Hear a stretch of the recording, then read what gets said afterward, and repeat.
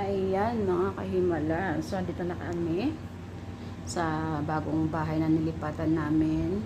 Hindi pa lahat nakakakot pero nag-start na akong mag-ayos dahil kahapon hinakot na namin yung iba.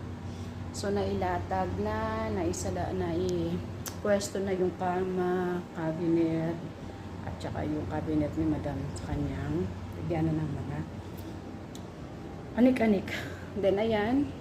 Ngayon lang namin ito hinakot. So, isasalansan ko naman siya sa ating cabinet.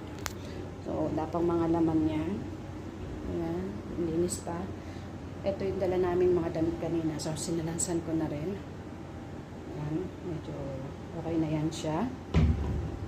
So, ngayon, magpupunas ako ng mga salamin para maiayos ng mga gamit muna dito. Inuna ko muna tong kwarto ni Madam. Then after nito, dito naman sa kwarto niya.